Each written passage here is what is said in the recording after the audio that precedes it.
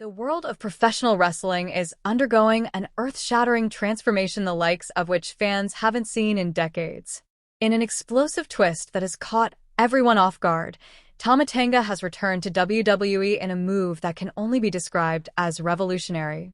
But it wasn't just a nostalgic comeback, it was a calculated, high-impact declaration of war. Tama Tonga didn't walk down that ramp alone in spirit.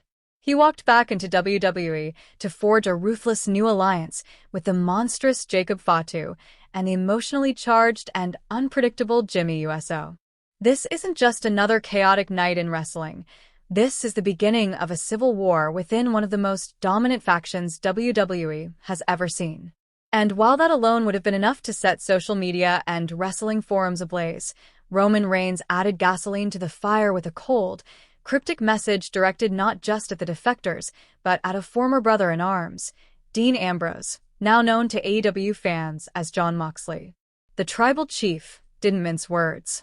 As the arena buzzed with disbelief over the new alliance forming right before their eyes, Roman appeared on the big screen backstage, his eyes narrowed, voice low, and fury barely restrained as he delivered one of the most ominous statements of his career. He accused the turncoats of dragging outsiders into the family war and made it crystal clear that if Ambrose dares crawl back to WWE, he'll find Roman waiting at the gates ready for battle. As the drama unfolds inside and outside the ring, the lines of loyalty and betrayal blur beyond recognition.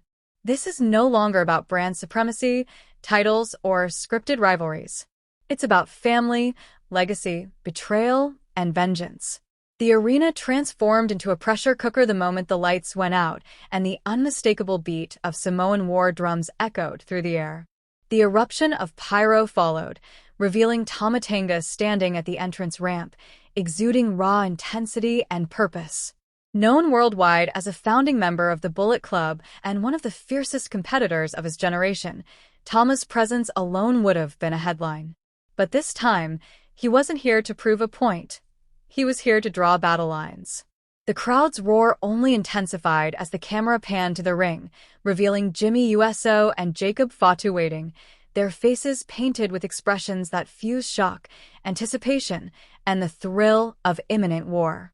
The moment the three men raised their hands together, the message was unmistakable. A new faction had been born, and the Bloodline was no longer unified. It was fractured, possibly beyond repair. Just as fans tried to make sense of this shocking formation, Roman Reigns interrupted with that now infamous backstage segment. With fury simmering in every syllable, he spoke not just to his enemies, but directly to Dean Ambrose. In an unexpected twist, Roman openly acknowledged the rumors of Moxley's AEW contract ending and implied he knows exactly what's coming. The crowd's reaction was thunderous, part disbelief, part anticipation. Could Jon Moxley really be returning to WWE? Would he come back as an ally or an enemy? And how would Roman, Jimmy, Seth, and the rest react if the Hound of Justice came home not with peace, but with vengeance? What's unfolding before us is no mere storyline. WWE has evolved into a battlefield of warring factions, each led by powerful figures vying for supremacy.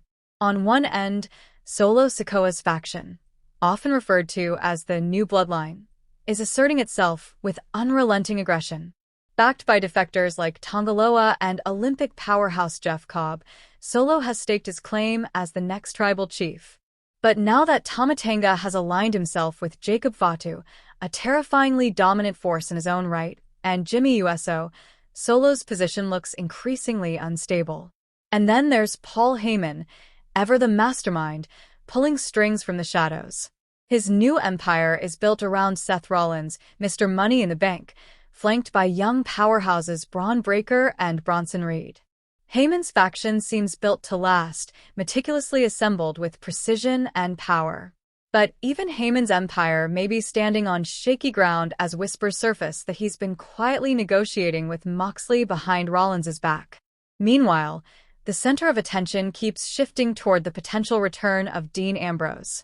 His legacy in WWE remains one of unpredictability and intensity, and his presence could tip the scale in any direction.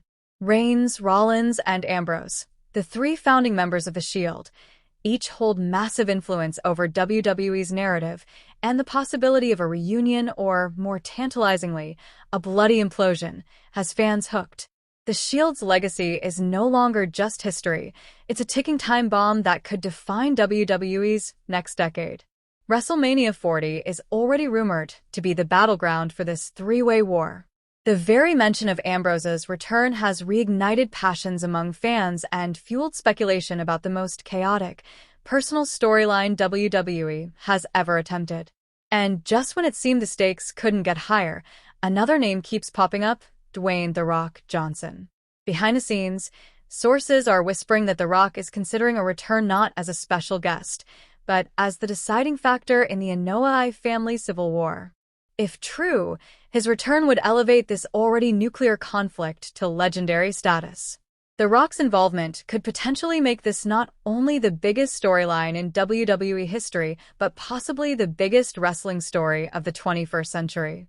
With this many massive players circling each other: Reigns, Moxley, Rollins, Solo, Tama Tonga, Jacob Fatu, Jimmy Uso, and potentially The Rock, the WWE Universe finds itself in the middle of an unpredictable storm. The future of the company, its legacy, and the careers of its top superstars all hang in the balance. The arena scenes continue to escalate.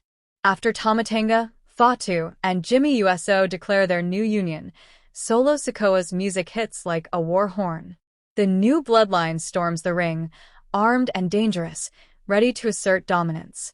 But just as chaos is about to erupt, Seth Rollins' mocking laughter fills the air. He stands atop the commentary table, briefcase in hand, flanked by Braun and Bronson.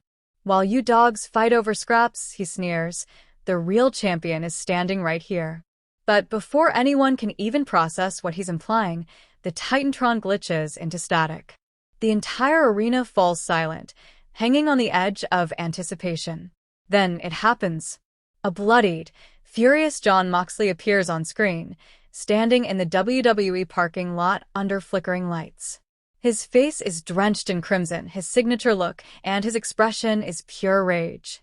"You all forgot what happens when the hounds of justice go raid," he snarls, a steel chair clutched tightly in his hand.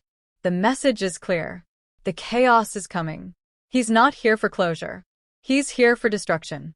The crowd explodes into chants of "Moxley, Moxley," as backstage cameras cut to Roman Reigns violently smashing a monitor. The fuse has been lit. The factions clash in a frenzy. Solo's Bloodline charges into the ring, and Seth Rollins' faction retreats up the ramp, unwilling to engage in a three-way war. Yet, in the ring, Tama Tonga and Jacob Fatu stand tall, flanked by Jimmy, unshaken, ready for war. What unfolds now is unprecedented. The Bloodline has fractured into multiple splinters. Tama Tonga's defection seems less like a surprise and more like a calculated move that was months in the making. Backstage leaks suggest he never fully aligned with Solo, waiting for the